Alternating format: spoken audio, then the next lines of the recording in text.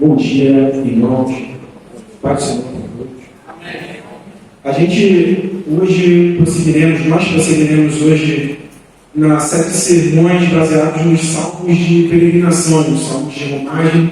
Na verdade, hoje a gente vai fazer o encerramento dessa série de sermões. Hoje nós tentaremos fazer a exposição do último salmo de romagem, o salmo 134. E eu já peço a gentileza dos irmãos de abrirem suas Bíblias no salmo 134.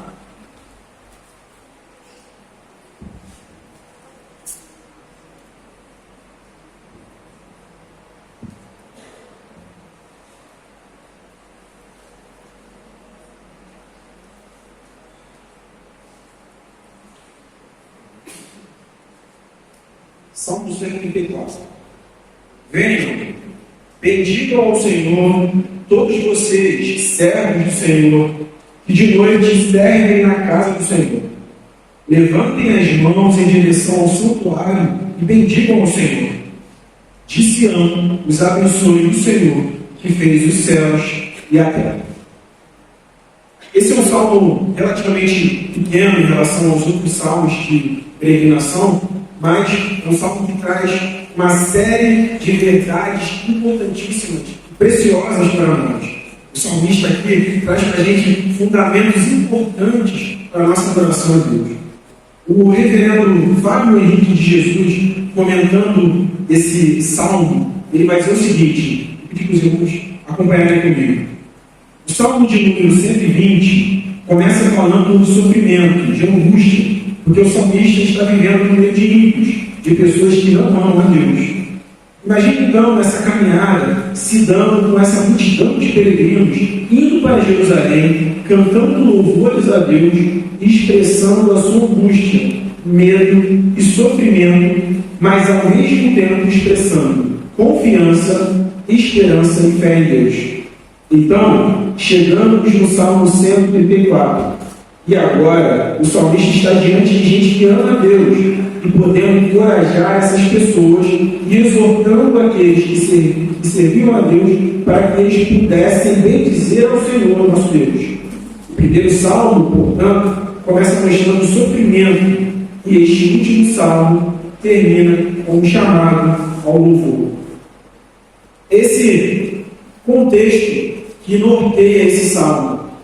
Nós começamos lá no Salmo 120, no início da peregrinação. O momento começa pelo caminho, com muitas dificuldades, angústia, mesmo assim cantando ao Senhor hinos de louvor e, acima de tudo, confiando em Deus, confiando em quem daria o socorro quando necessário.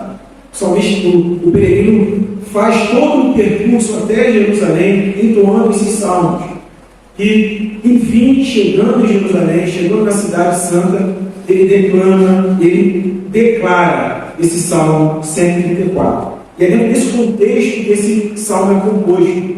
A gente pode imaginar o peregrino chegando na cidade e vendo o templo do Senhor. Chegando na cidade santa e se deparando com o templo de Deus.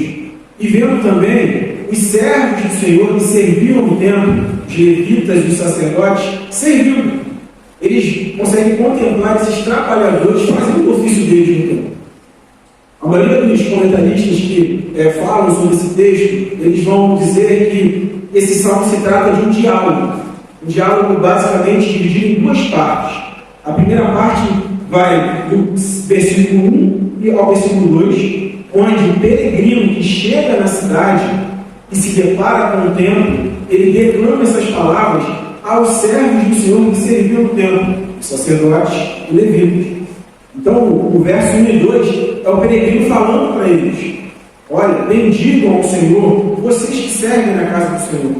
Bendigam ao Senhor de mãos levantadas em direção ao santuário. Esse é o peregrino falando para os sacerdotes e levitas. Em contrapartida, a resposta dos servos do Senhor encontra-se no verso 3. É uma bênção. É uma resposta em forma de bênção. O trabalhador fala assim: de Sião te abençoe o Senhor que fez os céus e a terra. Aqui é uma prerrogativa dos sacerdotes de fato abençoar o povo. Então, quando o povo chega e fala com os sacerdotes, a resposta dos sacerdotes são bênçãos, bênçãos vindas do Senhor. Nesse dia, irmãos, o salmista traz para nós aqui alguns elementos importantes para a nossa adoração e louvor a Deus. É um salmo de louvor, é um salmo de adoração. Na verdade, ele vai trazer elementos que nos ensinam a verdadeiramente louvar e adorar o nosso Deus. Hoje o nosso tema, o tema da nossa manhã é louvor, louvor do Senhor. Então o peregrino chega nessa cidade e olha para esses trabalhadores e vê eles trabalhando, eles dizem, louvem o Senhor. Esses ensinamentos nós vamos garimpar nessa manhã. Em primeiro lugar, o contexto, o peregrino chegando no templo, vendo ali os sacerdotes e levitas trabalhando, e começa essa conversa. Esse é o contexto do Salmo 134. A gente vai ressaltar nessa manhã 3 elementos fundamentais e básicos para a nossa adoração e louvor que o salmista ensina nesse texto.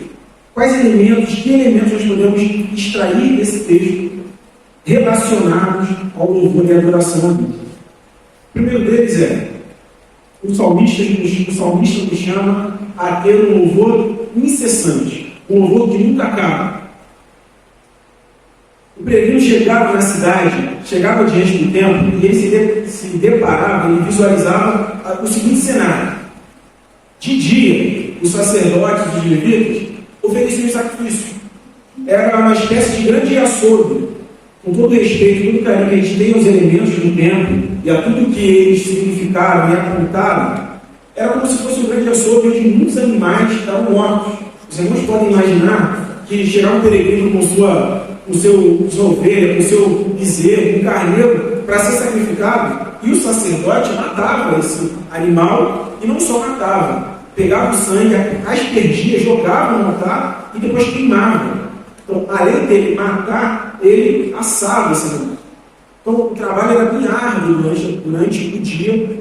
Tinha também os sacerdotes que instruíam o povo, falavam da palavra de Deus para o povo. E os irmãos podem imaginar que o serviço era muito grande e sobrava muita coisa para fazer. Então, durante a noite, os sacerdotes e levitas, os trabalhadores do templo, eles se dedicavam a arrumar o templo, limpar o templo, colocar tudo em ordem no dia seguinte. Durante a noite não cessava o serviço de sacrifício. Então, à noite não tinha a adoração através do sacrifício.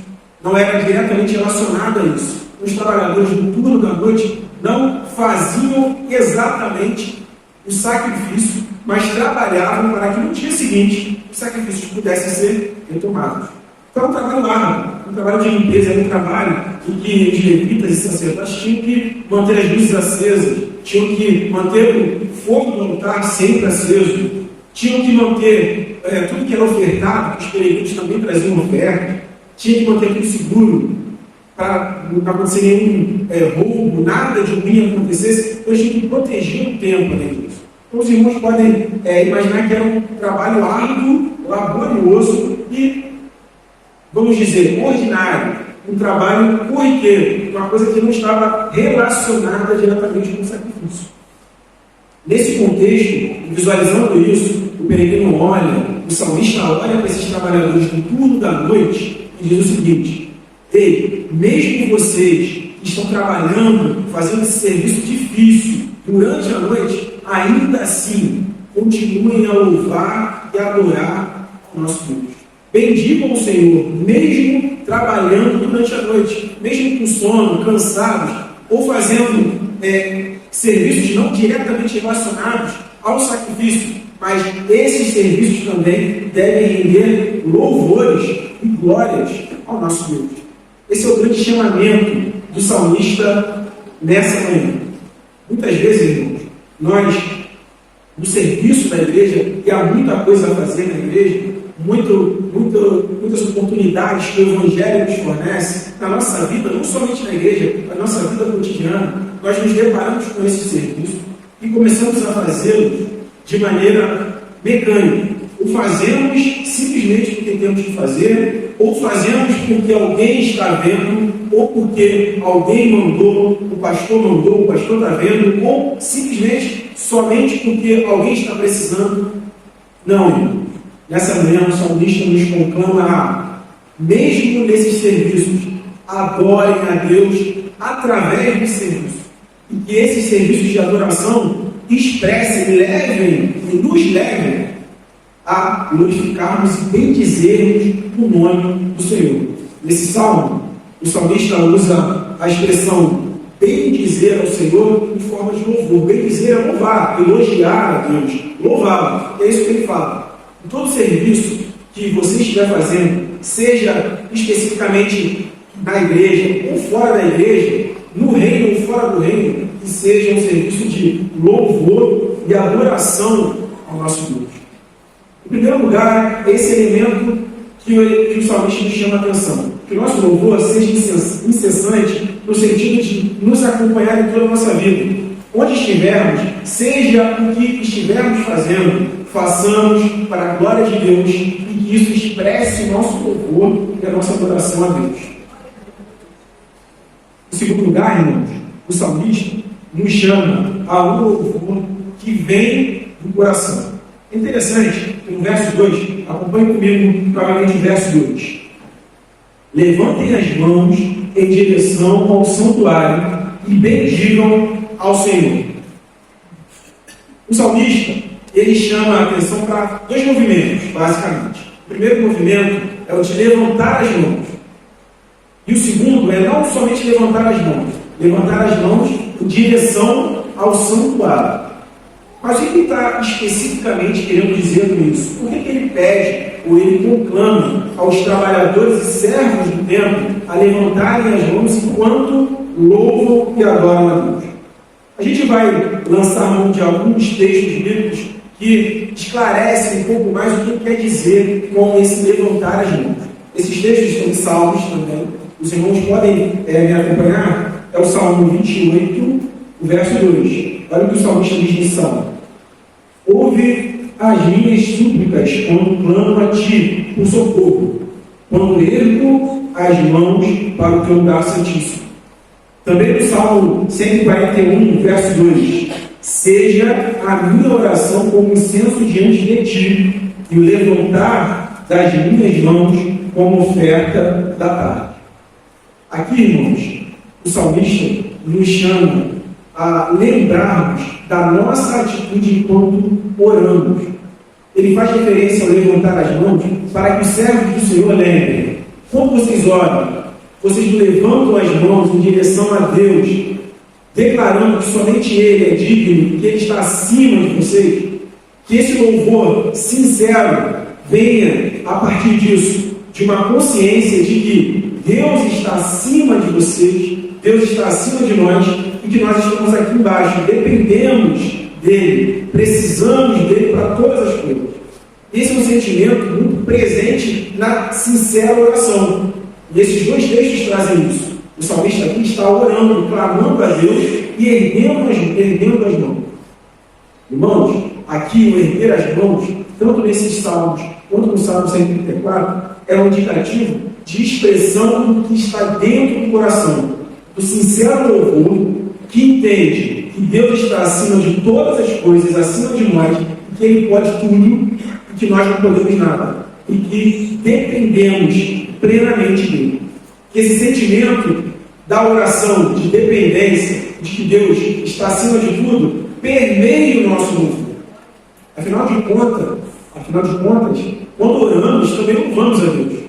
Quantas vezes nós começamos nossas orações dizendo o quanto Ele é maravilhoso, agradecendo a Ele por tudo que Ele fez? Isso significa o quê? Significa que nós nos colocamos no nosso lugar e rendemos a Ele, colocamos Deus no lugar que Ele é devido.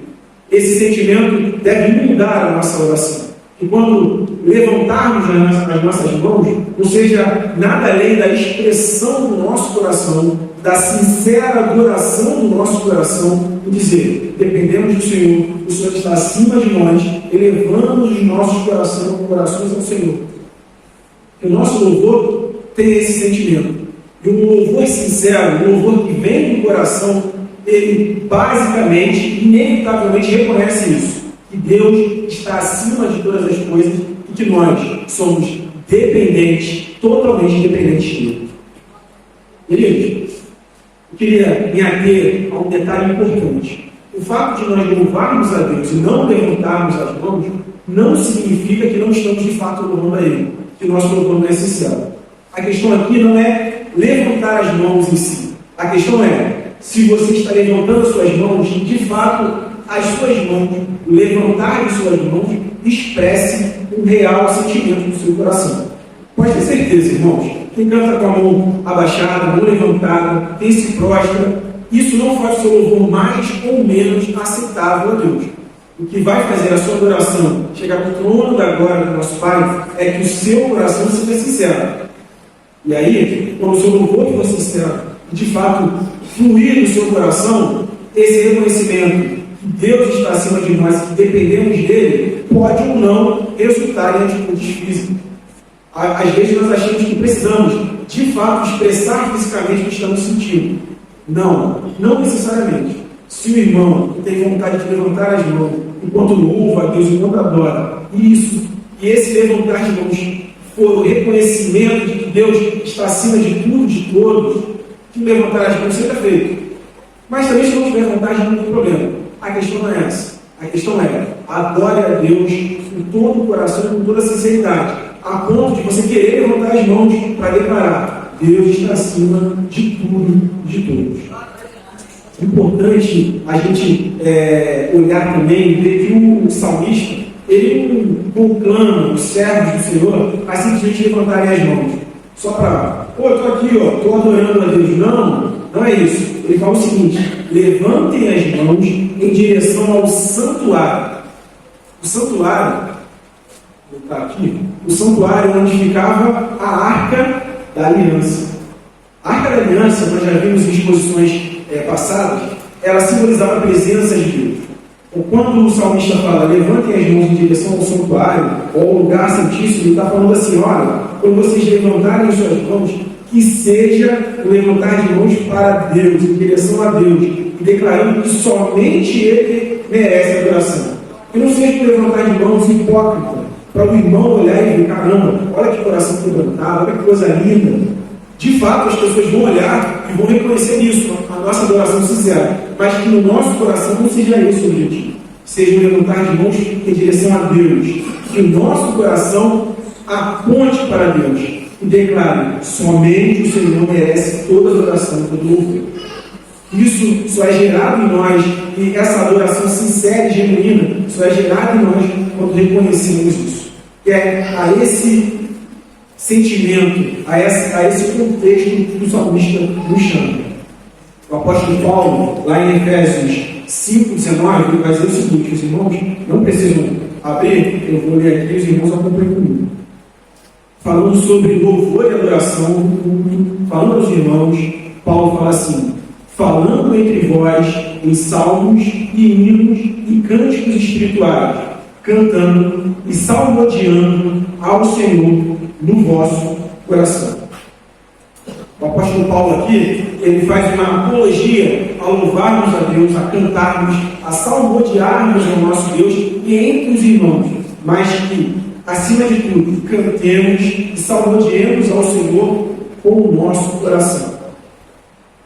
Foi isso que Jesus Cristo falou para a mulher samaritana. A verdadeira adoração é que vem do coração. É assim, essa é a sincera adoração.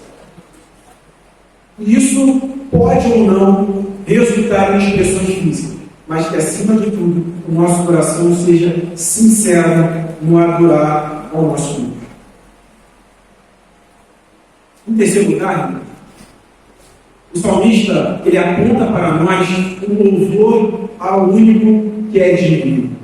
É interessante, eu queria me ater um pouco esse ponto, que apesar que ele está falando de um único versículo, ele fala isso num único versículo, tem ricas e preciosas verdades aqui para nós. No verso 3 do Salmo 134, ele diz o seguinte: de Sião os abençoe o Senhor, que fez o céu e a terra. Esse último verso, ele traz a bênção do sacerdote para o povo.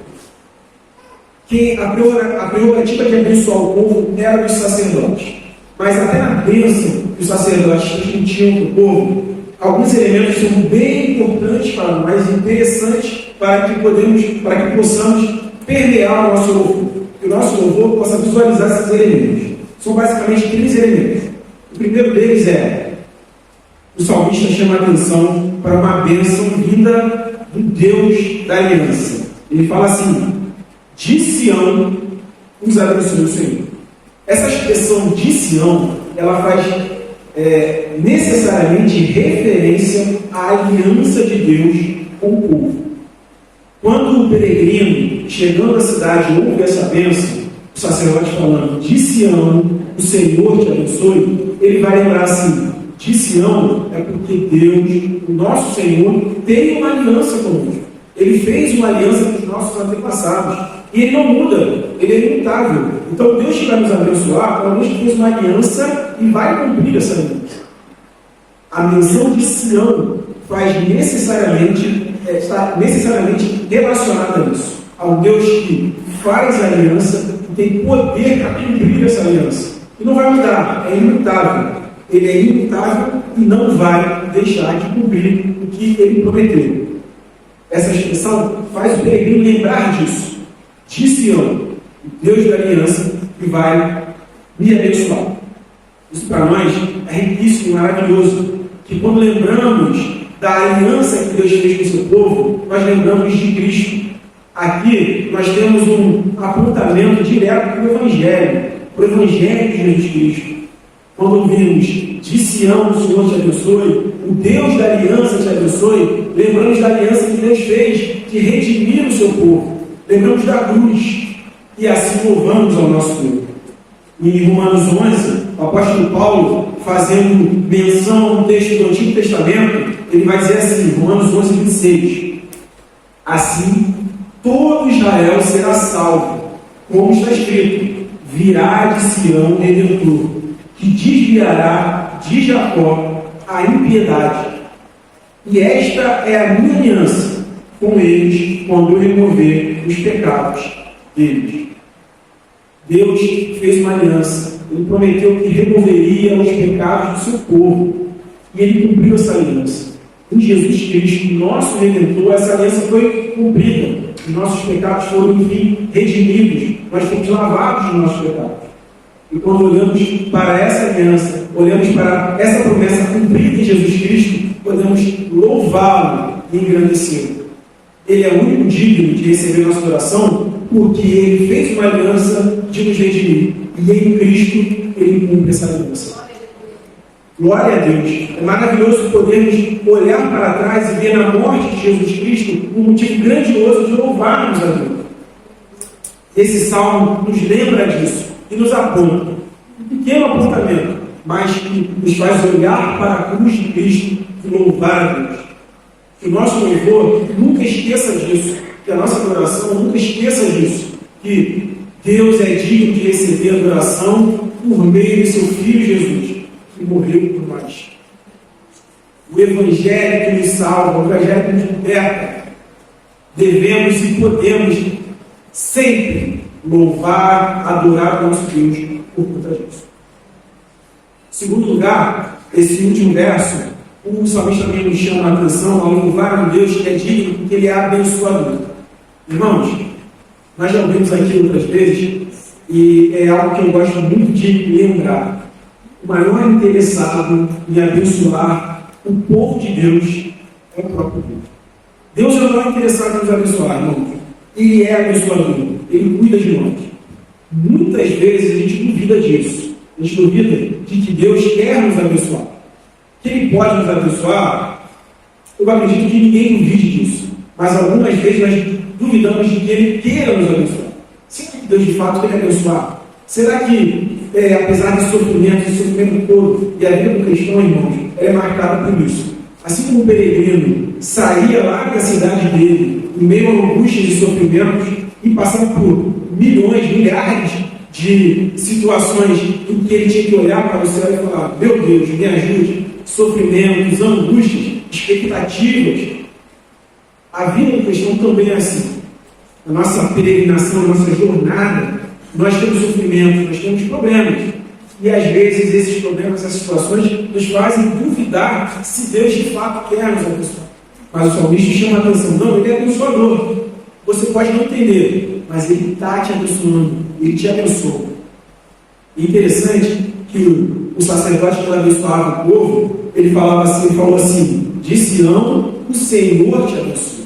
Isso é maravilhoso para nós, porque o nosso Senhor, Todo-Poderoso, Ele é quem nos abençoa. Muitas vezes Ele usa os irmãos para abençoar outras pessoas.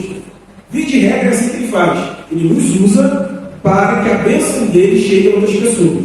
Mas, irmãos, não se enganem. Em última análise, em última instância, toda a bênção que temos, que recebemos, que vemos alguém receber, vem do Senhor. Somente Ele tem poder para abençoar, porque Ele é todo poderoso. Que possamos orar constantemente e falar, Deus, que eu seja, que você seja um instrumento de bênção de Deus para a vida de outras pessoas. A Bíblia nos ensina exaustivamente a orarmos nesse sentido. Inclusive, se podemos fazer o bem ou não fazemos, somos pecadores, estamos pecando. Mas que não saia de nossas mentes, dos nossos corações, e que isso permeie o nosso louvor. Que o único abençoador é Deus. E, na verdade, isso é bom. Isso é bom porque eu, por mim mesmo, não tenho capacidade de abençoar ninguém. Se Deus não me der condições, se Deus não me usar, eu não consigo abençoar. Quando estivermos cantando, te abençoo, meu irmão, e nossa mente, nosso coração possa estar assim, eu te abençoo, porque Deus te usou para te abençoar. Por isso que devemos louvar a Deus. Esse elemento importante, um Deus abençoador, deve permear o nosso louvor a Ele. Ele abençoa. Que possamos pensar e ter isso em nossos corações. De Sião, o Senhor da pessoa merece ser louvado e engrandecido. O último elemento que esse verso nos traz é que Ele é o Deus Criador de todas as coisas. Por isso Ele merece ser louvado. Ele criou tudo, Ele criou os céus e a terra. Por isso que Ele tem todo o poder para te abençoar. Por isso que somente Ele pode abençoar. Todas as coisas são dele. Ele fez tudo. Ele fez a mim, fez a você, fez os elementos do universo, da natureza. Tudo é dele. Tudo é por ele. Tudo é por meio dele. Por isso que ele tem poder e plena tranquilidade para te abençoar. Que esse pensamento, que esse sentimento e que essa memória de que somente Deus é o Criador de todo o universo, Ele é o Criador de todas as coisas, também inunde a nossa coração, nosso louvor a Ele. Te louvamos, Deus, porque Tu és Criador de todas as coisas. D.A. Carson, comentando sobre louvor e adoração, ele faz um comentário bem pertinente para a gente. Ele vai dizer o seguinte: um dos elementos mais marcantes da dignidade de Deus, e portanto uma das razões mais relevantes para adorá-lo, é a realidade de que somente Ele é o Criador. Isso está ligado ao fato de que Ele reina sobre nós. O salmista exorta no Salmo 95: venham, adoremos prostrados e de joelhos o povo diante do Senhor, o nosso Criador. Pois Ele é nosso Deus, e nós somos o povo do seu pastoreio e rebanho que Ele conduz. A adoração não cria algo novo. Ao contrário, ela é uma resposta transparente ao reconhecimento do nosso status de criatura diante do próprio Criador. Irmãos, quando pensamos nisso, quando visualizamos isso, que Deus, Ele é o Criador de todas as coisas e que nós somos criaturas, inevitavelmente o nosso louvor vai se render a Ele. O nosso louvor vai ser direcionado para Ele. É uma atitude natural de quem de fato, pelo Espírito, reconhece isso. Que somente Ele criou tudo e que Ele é dono e reina sobre todas as coisas. Então, irmãos, que esse sentimento de que Deus, Ele é o Deus da aliança, em Cristo Jesus, Ele nos redimiu, que Ele é abençoador, apesar de às vezes duvidarmos, apesar de às vezes tentarmos pensar em coisas ruins com relação a isso, Ele é abençoador, Ele tem todo o poder porque Ele é o Criador. Esses elementos façam parte da nossa adoração. Que o nosso louvor seja direcionado a Ele, o único que é digno.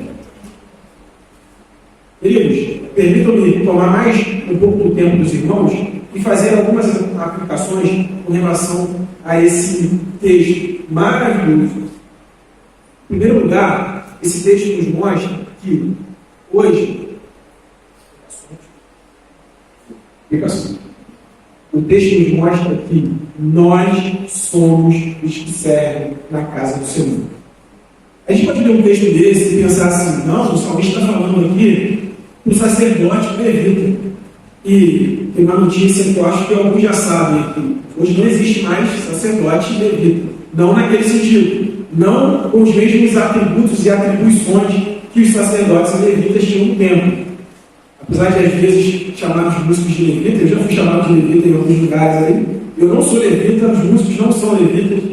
O pastor não é sacerdote, não naquele sentido. Então, irmãos, talvez seja uma notícia triste para alguns, mas não temos levitas e sacerdotes com aquele chamado, com aquela intenção da antiga aliança.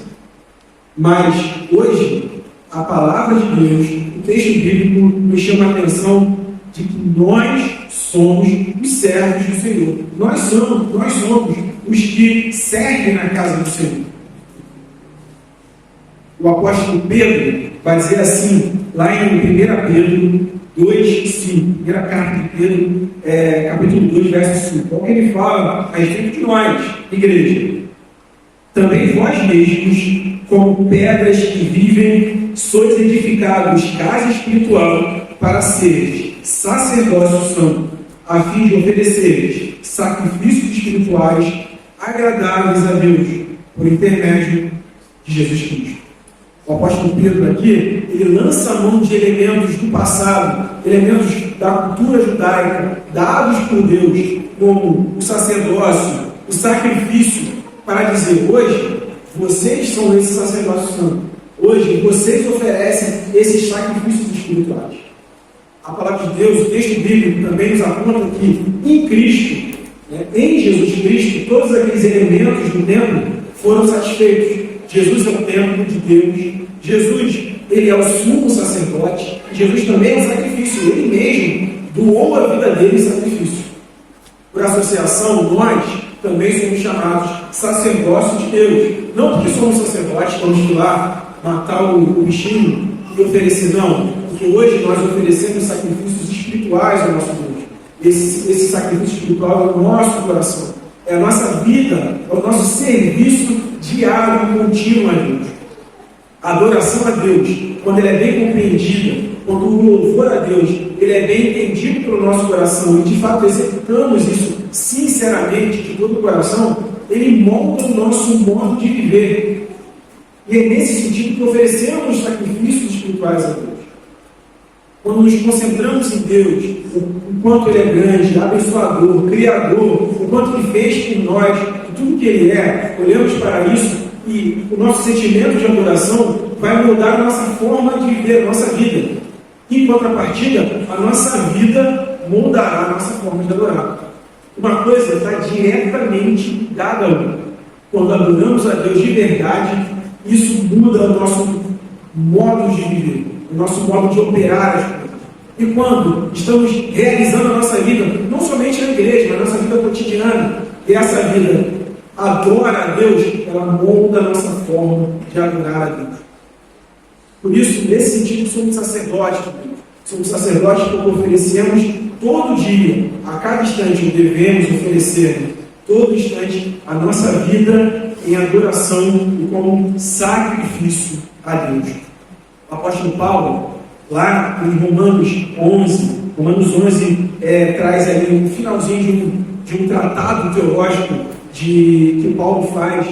E Paulo, ele, desde o capítulo 1 de Romanos, ele vem trazendo ali um tema, um conteúdo bem denso, bem trabalhoso a respeito da palavra de Deus, das doutrinas de Deus. E quando ele chega em Romanos 11, ele está terminando esse tratado, ele para e faz o seguinte: louva a Deus.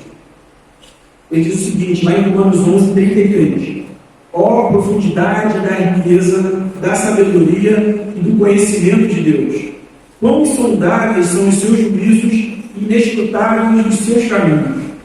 Pois dele por Ele, e para Ele são todas as coisas.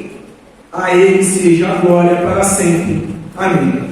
Irmãos, Paulo podia achar assim: caramba, já estou escrevendo bastante coisa aqui maravilhosa, a igreja vai ser muito abençoada por isso, que trabalho árduo que eu estou fazendo, estou pensando, escrevendo lá, lutando em torno da palavra de Deus.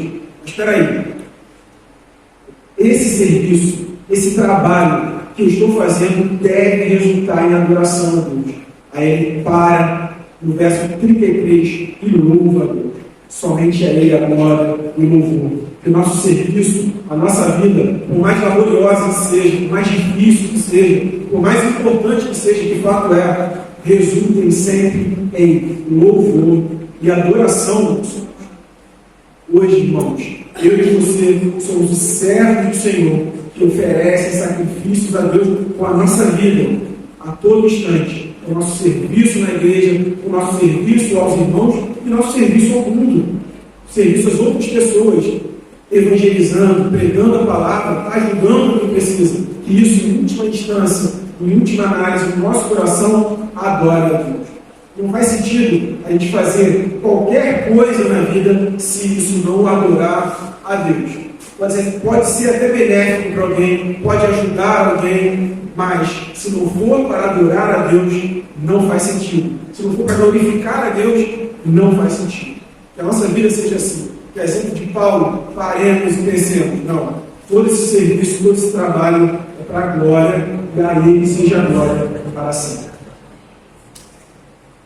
Uma última aplicação para nós é que hoje também nós somos os peregrinos. Queridos, acompanhem comigo. Assim como o romeiro rumo a Jerusalém, hoje você e eu somos peregrinos em direção ao céu. Estamos numa difícil jornada, numa terra estrangeira, em um mundo hostil a nós e ao nosso mestre. Muitas vezes precisaremos levantar os nossos olhos para os montes e perguntar: de onde nos virá o socorro? Senhor, livra-nos dos lábios mentirosos e da língua traiçoeira. Porém, podemos estar sempre confiantes em que nos dará o escape, pois o nosso Senhor, o nosso socorro vem do Senhor, que fez os céus e a terra. Devemos sempre manter os nossos olhos atentos ao Senhor, o nosso Deus, esperando que Ele tenha misericórdia de nós.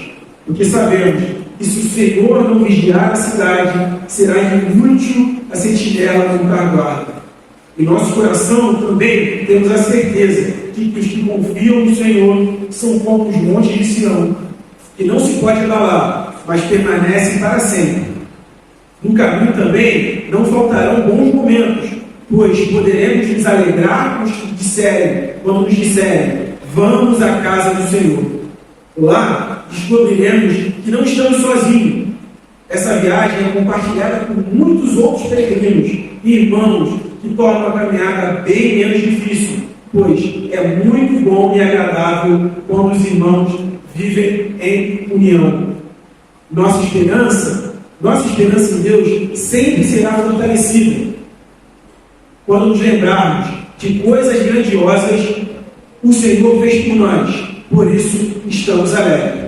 O nosso Senhor, o nosso coração se encherá de paz à medida que nos apropriarmos da verdade de que no Senhor há amor leal e plena redenção.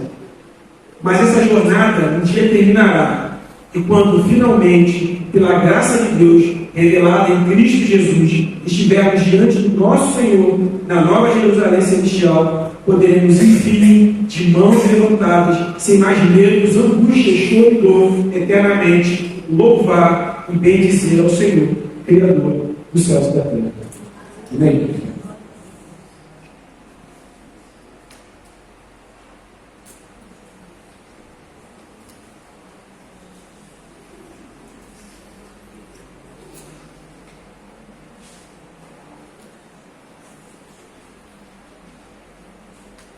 Fica de pé lá. Vamos ler de novo esse material que o João apresentou no final. Vamos ler todos juntos.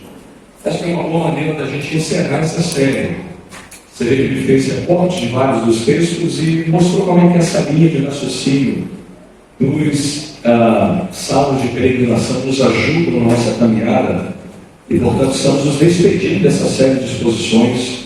Eu espero de verdade que Deus tenha falado ao seu coração ao longo dela, em especial na manhã desse domingo. Vamos ler todos juntos? Eu acho que ficou tão adequado essa maneira de alinhavar tudo que a gente foi aprendendo, que a gente guarde essa mensagem para o nosso coração e para a nossa vida. Vamos lá?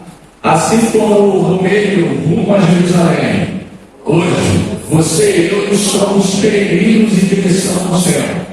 Estamos numa difícil jornada, numa terra estrangeira, em um mundo hostil a nós e ao nosso mestre. Muitas vezes precisaremos levantar nossos olhos para os montes e perguntar de onde nos virá o socorro. Senhor, livra-nos dos lábios mentirosos e da língua traiçoeira. Porém, podemos estar sempre confiantes em quem nos dará o escape, pois o nosso socorro vem do Senhor, que fez os céus e a terra. Devemos sempre manter os nossos olhos atentos ao Senhor, o nosso Deus, esperando que Ele tenha misericórdia de nós, porque sabemos que se o Senhor não vigiar a cidade, será inútil a sentinela à guarda. Em nosso coração, também temos a certeza de que os que confiam no Senhor são como o monte Sião, que não se pode abalar, mas permanece para sempre. No caminho, também não faltarão bons momentos, pois poderemos nos alegrar quando disserem: vamos à casa do Senhor. Lá descobriremos que não estamos sozinhos. Essa viagem é compartilhada com muitos outros peregrinos, irmãos que tornam a caminhada bem menos difícil, pois é muito bom e agradável quando os irmãos convivem em união. Nossa esperança em Deus sempre será fortalecida quando nos lembrarmos de coisas grandiosas do Senhor fez por nós. Por isso estamos alegres. E o nosso coração se encherá de paz à medida que nos apropriarmos da verdade de que no Senhor há amor real e plena redenção. Mas essa jornada um dia terminará.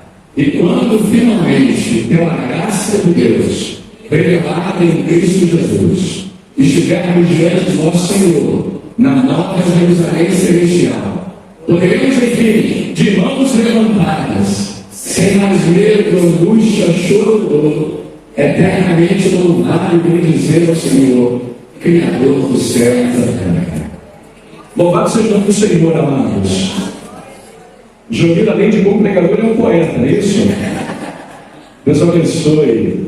Que bom a gente poder ouvir a exposição da palavra e ela falar de maneira tão clara ao coração de cada um de nós. Como já foi lembrado aqui, somos todos sacerdotes. Fomos feitos sacerdote por intermédio de Cristo. Esse lugar aqui em cima não é um altar. Não temos mais altar hoje em dia na igreja.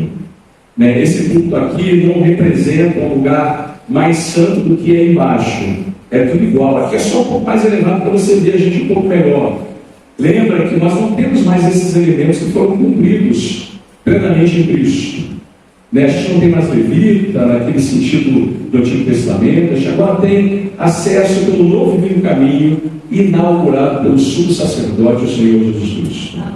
E nele, todos nós temos livre acesso a Deus. Livre acesso a Deus. A oração do pastor não é mais poderosa do que a oração dos irmãos. Não tem essa ideia de que o pastor tem acesso ao telefone vermelho. Isso não existe, né, irmãos? É só para a gente lembrar que esse salmo lembra a gente essa posição que nós agora ocupamos. Cada um de nós que estamos em Cristo. Estamos agora, de fato, diante do Senhor e adoramos a Ele em espírito e em verdade. Que a gente lembre, quando entrar nesse lugar, que é um lugar separado para esse fim, que esse salmo nos ensina a aproveitar esse momento com o coração cheio de gratidão. O Deus da aliança, o Deus que é abençoador e o Deus também que está frequentemente interessado em nos abençoar, porque Ele é o Criador dos céus e da terra. Diante dele, então, com alegria e singeleza de coração, vamos nos despedir com a oração final. A sua estará orando, impetrando a bênção apostólica, e a gente encerra assim o culto público dessa manhã.